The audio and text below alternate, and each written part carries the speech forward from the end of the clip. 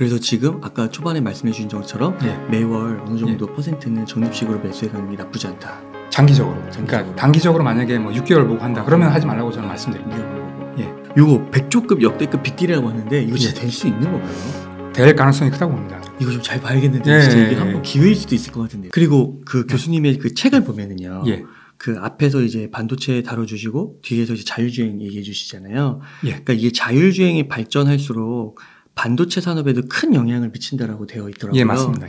그러니까 조금 더 구체적으로 어떤 영향을 좀 반도체 산업에 미치는 거예요? 예, 직접적으로 영향을 받을 수밖에 없어요. 기본적으로 보시면 지금 이제 내연기관 자동차 같은 경우에는 보시면 한 300개에서 한 400개 정도 반도체가 쓰여요. 근데 이제 전기 자동차를 보시면 한 1000개가 넘습니다. 예, 그 다음에 이제 3단계부터 이제 자율주행이라고 얘기를 하거든요. 그때부터가 되면 이제 한 3000개 이상이 쓰입니다. 예. 그 다음에 5단계, 레벨 5가 되면 그때부터는 몇만 개가 될 수가 있어요. 몇만 개요? 예. 네. 물론 이제 테슬라 같은 경우에는 그렇진 않을 거예요. 워낙 이제 반도체를 줄이는 쪽으로 가고 있다 보니까. 그러면 수량적인 부분? 예, 그렇죠. 그 다음에 또 이제 주목해야 되는 게 아까 제가 말씀을 드렸는데 이게 자율주행차가 이제 발전이 되면 또 중요한 게 뭐냐면 데이터 센터랑도 연관이 돼 있어요. 왜냐하면 이제 커넥티드 카가 되기 때문에 서로 통신하게 된다고요. 그러면 이제 엄청난 정보량이 늘어나잖아요. 그러니까 모든 게 다 연결이 됩니다. 차량과 그다음에 도로와 뭐 물건과 차량과 모든 게 다 연결이 되기 때문에 그 자료가 엄청나게 많이 필요합니다. 그런 자료를 뭐 저장하거나 하게 되면 또 통신도 하게 되면 이제 그러한 데이터가 이제 보존을 이제 데이터 센터 쪽에 해야 되거든요. 네. 하다 보니까 예, 데이터 센터 쪽에도 엄청나게 이제 반도체가 필요해지는 거죠. 직접적인 영향을 줄 수밖에 없어요. 그러니까 자동차 자체 내에도 들어가지만 그것과 연계된 데이터, 그렇죠. 커넥티드 쪽에서도 발생을 한다. 그러면 여기서 말하는 반도체는 그 반도체, D램 반도체를 말하는 건가요? 그렇죠. 뭐 시스템 반도체도 들어가고 그다음에 또 그렇고. 메모리 반도체도 다 들어갑니다. 다 들어가요. 다 드는 거예요. 그러니까 아까 뭐 3,400개에서 진짜 기하급수적으로 몇만 개까지 늘 수 있다고 하셨잖아요. 그러면은 진짜 그 D램과 시스템 반도체가 다 그렇게 많이 그렇습니다. 근데 이제 D램보다는 아무래도 이제 D램이라든지 뭐 낸드라든지 이런 쪽은 종류가 많지 않기 때문에. 근데 이제 시스템 반도체는 워낙 시장이 또 크잖아요. 그다음에 또 종류가 상당히 많고요. 하다 보니까 이제 시장적으로 보시면 이제 시스템 반도체 쪽이 더 성장을 더 많이 하는 거죠. 예. 아무튼 그렇게 양적으로 엄청나게 늘어난다. 그러면은 최근에 이제 여러 통계들이나 미디어들을 보면은 반도체 산업이 꺾이고 있다, 업황이 좋지 못하다 이런 얘기를 하잖아요. 그래서 이런 주가로만 보면은 이 반도체 산업의 성장 가능성이 이게 뭐 그렇게 뭐 슈퍼사이클 뭐 엄청나게 4차 산업혁명의 핵심이다 이렇게 말하는 게 오히려 과장이 아니냐 이렇게 좀 볼 수도 있을 것 같아요. 거기에 대해서 좀 어떻게 생각하세요? 근데 그거는 지금 이제 업황이 지금 너무나 안 좋기 때문에 그런 얘기가 많이 나오고 있어요. 아까 말씀드린 대로 지금 D램의 어떤 수요가 많이 꺾이고 있잖아요. 최근에 보시면 뭐 마이너스 성장했다고 얘기도 나오는데 26개월 만에. 그 다음에 또 말씀드린 대로 삼고라든지 이런 게 있기 때문에 업황 자체가 너무 대외적으로 안 좋기 때문에 그런 말씀을 많이 하죠. 그 다음에 또 하나 주목해야 될 게 이제 최근에 이제 중국 같은 경우에도 낸드 쪽은 중국 업체들이 많이 따라왔어요. 그 YMTC라는 기업이 있는데 그 기업이 낸드 플래시 쪽은 삼성이랑 거의 근접하게 지금 와 있어요. 그래서 최근에 보시면 애플 휴대폰에도 스마트폰에도 이제 벤더로서 이제 채택이 됐거든요. 그래서 지금 미국에서 좀 난리가 났습니다. 지금 제재하려고. 그래서 상당히 위협적이죠. 그런 것 때문에도 아무래도 이제 삼성에 대한 어떤 위기다 이런 얘기도 많이 나오는 것 같습니다. 그러니까 이게 반도체 산업적으로 보면은 지금의 이런 분위기가 있어도 그거는 분위기일 뿐이고 앞으로 성장 가능성 너무 큰데 이게 또 그러니까 기업 단위로 들어오면은 이제 중국 기업들이 그 큰 산업에서 점점 파이가 커진다라고 볼 수 있는 거니까. 그렇죠. 한국 기업들은 좀 위협을 받는다. 그렇죠. 그럴 수밖에 없죠. 앞으로도. 워낙 이제 중국의 목표가 뭐냐면 기본적으로 중국 제조 그래가지고 뭐냐면 2025년도까지 반도체 자급률 있잖아요. 스스로 이제 해결하는 능력 그걸 이제 70%까지 높인다. 그런 계획이 있어요. 그 계획이 지금도 아직도 유효합니다.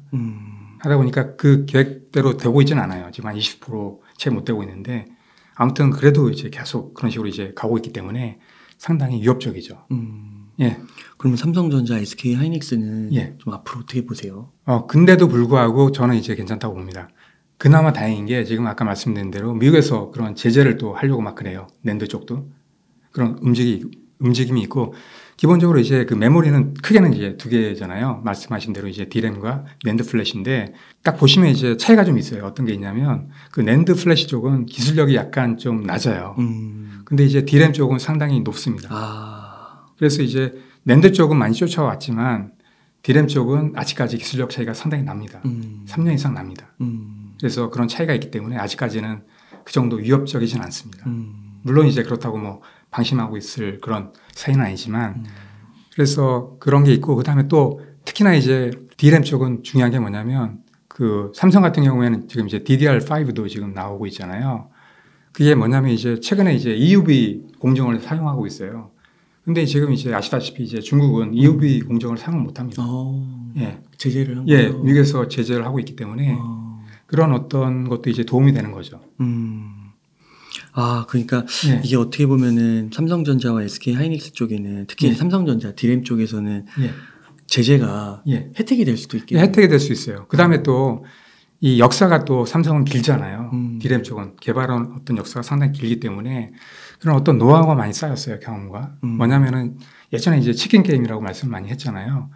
그래서 만약에 이제 중국 업체들이 엄청나게 시장에 이제 들어온다 그러면 아마 분명히 이제 삼성에서도 그런 어떤 치킨 게임을 시작할 거라는 얘기죠. 그래서 이제 있고. 맞습니다. 그래서 엄청나게 이제 가격을 낮춘다는 얘기죠. 네. 그래서 한번 이렇게 낮추게 되면 중국 업체들이 과연 그런 어떤 물량 공세와 그다음에 이제 가격 경쟁에 대응할 수 있을까 그런 생각이 들어요. 네. 예.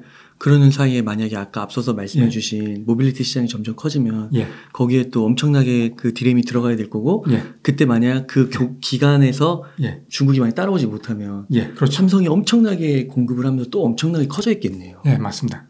그리고 또 그 돈을 재투자할 수도 있는 맞습니다. 그 D램 기술 같은 경우도 더 이렇게 올라갈 수 있는 여지가 있는 건가요? 있죠. DDR5처럼 계속 6, 7으로 나오는 건가요? 그렇게 나올 것 같아요. 그리고 이제 D램 쪽은 앞으로도 이제 계속 한계가 있다고 얘기는 하지만 그래도 이제 10나노대거든요. 아직까지. 어떤 개발의 어떤 여지는 있긴 있어요. 물론 이제 지금 불가능하다 이런 얘기도 있는데 분명히 또 다른 기술이 나올 겁니다. 교수님 그 최근에 또 그렇게 해서 이제 삼성전자의 미래는 밝고 반도체 산업적으로도 우선 성장 가능성은 크고 지금의 분위기와 다르게 그리고 삼성전자도 괜찮다라고 보시는 저는 괜찮게 봅니다. 아까 말씀드린 어떤 낸드 쪽은 약간 불안한 면이 있어요. 나머지는 다 좋습니다. 그러니까 삼성전자는 낸드 쪽은 그렇게 막 비중이 큰 건 아니잖아요. 그렇죠. D램 쪽이 약간 더 크다고 보죠. 그래서 지금 아까 초반에 말씀해 주신 것처럼 매월 어느 정도 퍼센트는 적립식으로 매수해 가는 게 나쁘지 않다. 장기적으로. 그러니까 단기적으로 만약에 뭐 6개월 보고 한다. 그러면 하지 말라고 저는 말씀드립니다. 위험한 거고. 그리고 최근에 그 삼성전자가 뜨거운 게 ARM 그 인수 가능성 있잖아요. 그렇죠. 그러니까 지금 이 5만 전자가 되면서 3만 전자 갈 건데 만약에 ARM이 터지면 3만 전자 안 간다 뭐 이런 얘기도 있어요. 너무 안 좋게 보시는 분들은. 요거 100조급 역대급 빅딜이라고 하는데 이거 진짜 될 수 있는 건가요? 될 가능성이 크다고 봅니다. 그러세요? 근데 이제 기본적으로 근데 전제가 있어요. 전제가 뭐냐면 기본적으로 100조까지 투자할 것 같지는 않고요. 기본적으로 이제 아마 컨소시엄 구성해서 아마 할 것 같아요. 지금 이제 암에 관심 있는 기업들이 많거든요. 예를 들면 이제 SK 하이닉스라든지 인텔이라든지 퀄컴 이런 데들은 다 이제 암을 사용하고 있어요. IP를 하고 있기 때문에 관심이 많습니다. 그래서 미국 블록 쪽이네요. 맞습니다. 기본적으로 그 다음에 또 이제 예전에 엔비디아도 이제 인수하려고 그랬잖아요. 근데 돌발된 게 뭐냐면 반독점이에요. 그러니까 각 국가들에서 반대를 한 거예요. 하면 안 된다. 다 반대를 했어요. 그래서 만약에 삼성이 혼자 하겠다. 할 수도 있어요. 근데 이제 분명히 나중에 이제 반독점 하면 분명히 반대할 겁니다. 독점이 지금 그래서 이제 분명히 아마 엔비디아처럼 갈 가능성이 커요. 그래서 안 되는 거죠. 근데 아까처럼 퀄컴이나 뭐 SK 하이닉스나 등등 이제 기업이 같이 들어와서 하면 될 가능성이 높아지겠네요. 그렇죠. 그건 이제 독점이 아니기 때문에. 그러면은 이 ARM이 어떤 기업이에요? 영국 기업인데요. 지금 보시면 그 모바일 쪽에는 시장 점유율이 한 90% 돼요. 태블릿 쪽은 한 85% 정도 됩니다. 그래서 설계할 때 반드시 필요한 거예요. IP라고 하거든요. 반도체를 설계할 때요? 맞습니다. 그러니까 블록이라고 하거나 아니면 코어라고 말씀을 많이 하는데 그걸 기준으로 이제 자기들의 어떤 입맛에 맞게 이제 반도체 설계를 합니다. 그래서 어떤 베이스죠. 기본. 그걸 만드는 회사입니다. 이 ARM은 아직 상장은 안 돼 있는 건가요? 예, 지금 뭐 한다는 얘기가 많이 나오고 있습니다. 뭐 미국에 해야 된다. 아니면 또 영국 쪽에서는 영국에 해라. 이런 얘기도 많이 나오고 있습니다. 예. 근데 이거를 굉장히 그 좋은 기업인가 봐요. 좋죠. 예. 근데 이거를 왜 팔려고 하는 거예요? 일단 소프트뱅크 있잖아요. 그러니까 최근에 많이 이제 뭐 위워크라든지 이제 엄청나게 손해를 많이 봤어요. 투자를 한 게 지금 이제 잘못돼가지고 엄청나게 2분기 계속 이제 적자를 보다 보니까 그 손정의 소프트뱅크 그러니까 그렇죠. 그래서 자본이 많이 필요한데 돈이 많이 필요한데 이제 돈이 나올 데가 없는 거예요. 하다 보니까 이제 암을 팔게 되면 자본이 생기잖아요. 하다 보니까 이제 팔려고 하는 겁니다. 예, 그래서 지금 이제 다음 달에 아마 손정희 회장이 온다는 얘기도 있어요. 예, 그래서 아마 그 얘기를 아마 집중적으로 할 것 같아요. 이재용 회장이 직접 말했다고 그러더라고요. 다음 달인가 만난다고. 그러면 이거를 이제 파는데 그때 엔비디아는 이게 100조까지 안 가지 않았나요? 그렇죠. 계속 몸값이 높아지고 있죠. 높아지는 거죠. 와, 근데 거의 2배 이상 높아진 것 같아요. 근데 이게 삼성전자 입장에서도 만약에 100조라고 하면은 큰 금액이라고 할 수 있는 건가요? 큰 금액이죠. 기본적으로 자본은 됩니다. 100 몇십조 쌓아놓고 있으니까. 근데 기본적으로 100조까지는 안 갈 것 같습니다. 왜냐하면 기본적으로 아까 말씀드린 대로 이게 만약에 M&A가 불발되면 위약금을 물어야 돼요. 그 부담금이 크다는 거죠. 하기 때문에 훨씬 더 딜을 할 겁니다. 한다 그래도 더 싸게. 그다음에 또 중요한 게 뭐냐면 아까 말씀드린 대로 지금 이제 소프트뱅크가 사정이 상당히 안 좋습니다. 자금난을 겪고 있기 때문에 그렇기 때문에 이제 그 되게 아쉬운 입장이에요. 그러니까 자기 마음대로 볼 수가 없다는 거죠. 그 사정을 다 알기 때문에. 그러니까 싸게 낼 수밖에 없어요. 그러니까 그 엔비디아랑 그 매각설 나올 때도 만약에 그런 반독점 이슈로서 다른 국가들이 반대하지 않았다면 그 가격에도 팔 수가 있었다는 그렇죠. 그때도 힘들었으니까. 근데 지금은 그거보다도 좀 더 높게 부르면 안 팔 이유는 없다. 그렇군요. 그러면 만약에 이게 성사가 되면 삼성전자는 좀 어떤 엄청나게 좋아지죠. 기본적으로 그걸 만약에 이제 엄청나게 좋아져요. 엄청나게 좋아질 수밖에 없습니다. 기본적으로 이제 삼성이 그걸 만약에 사게 되면 일단 그 삼성의 시스템 LSI 사업부가 있어요. 그게 이제 아까 말씀드린 대로 뭐 시스템 반도체 쪽 사업인데 그게 다 이제 엄청난 혜택을 보는 겁니다. 모든 설계를 다 암으로 할 수 있기 때문에 거의 엄청난 경쟁력이 생기는 거죠. 또 이제 그게 만약에 이제 생기면 또 파운드리도 경쟁이 생깁니다. 경쟁력이. 그래서 전반적으로 비전 2030이 훨씬 더 이제 가깝게 갈 수 있는 거죠. 와, 이거 되면 진짜 대박이겠네. 지금 삼성도 사야 되는 거니까. 근데 안 될 수도 있는 거잖아요. 그죠? 안 될 수도 있죠. 근데 아마 컨소시엄 해가지고 하면 될 가능성이 크죠. 그러세요? 예. 와, 이거 좀 잘 봐야겠는데. 진짜 이게 한번 기회일 수도 있을 것 같은데요. 그럴 수도 있죠. 지금 삼성전자 주가가 너무 싸니까. 너무 싸죠. 그 보통 PBR 뭐 한 1.1이면 되게 싸다고 하는데 싼 구간이라고 하는데 지금 그 구간 뭐 1.1도 안 되는 것 같더라고요. 삼성전자 우는 배당이 3%까지 올라가요. 그러면은 특별히 뭐 그 뭐 미국이나 다른 뭐 중국은 어차피 뭐 반대한다 해도 그 파워가 있을 것 같지는 않고 미국 정부나 이런 데는 조금 파워가 있을 것 같은데 그런 데서 뭐 반대할 거라고 보시는 않는 거고. 컨소시엄을 한다 그러면 반대하진 않겠죠. 아까 말씀드린 대로 인텔도 들어가고 그다음에 또 퀄컴도 들어간다 그러면 반대하진 않겠죠.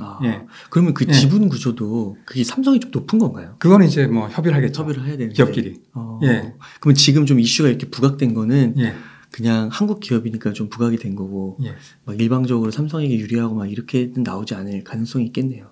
뭐 일단은 구체적인 내용은 아마 그 손정희 회장이 와서 같이 아마 협의를 할 겁니다. 그런 다음에 어느 정도 윤곽이 나올 것 같습니다. 네, 좋습니다.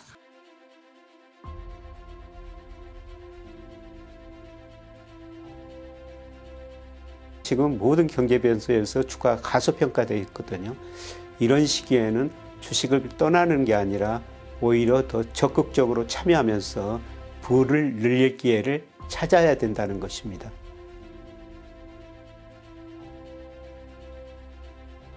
내가 돈을 벌기도 쉽지만 어떻게 지켜야 되지? 근데 안타깝게도 이 자본주의의 룰을 이해하는 사람이 거의 없습니다.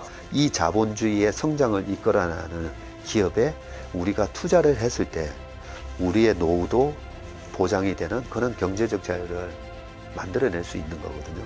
우리가 좀 힘들긴 하지만 열심히 공부하면 충분히 배울 수가 있습니다. 좋은 기회가 오고 있습니다. 그러나 준비가 돼 있어야 되죠. 그러려면 그만큼 공부를 해야 됩니다. 큰 위기가 오면 이 또 위기를 극복하기 위해서 새로운 신성장 산업이 떠오르게 됩니다. 자, 이번 위기는 신성장 산업이 향후 10년의 흐름을 끌고 갈 건지 지금 열심히 여러분들이 공부를 하셔야 된다는 거죠. 그러고 버텨서 결국 성과를 내면 그게 자산이 된다는 거죠. 나만의 원칙과 룰이 있어야 됩니다. 거시경제 흐름뿐만 아니라 미시경제, 심지어는 그 기업 분석까지 하셔야 됩니다. 각 분야별로 최고의 전문가분들이 최고의 지식을 함께 공유하고 자본주의, 내가 사는 세상에 대해서 눈이 트이게 되고요. 그 눈이 트이게 되면은 지금 상상도 할 수 없는 그런 많은 수법과 기법들이 보이실 겁니다. 충분히 이런 시기를 공부하고 대비하면은 여러분들이 다가오는 위기 시대에 큰 부를 축적할 수 있는 기회가 될 것입니다. 투자에는 왕도가 없습니다. 하지만 분명히 정도는 있습니다. 여러분 포 리버티에서 같이 공부하고 같이 나누면서 함께 공부하고 또 함께 나누는 투자의 정도를 함께 걸어가시길 바라겠습니다.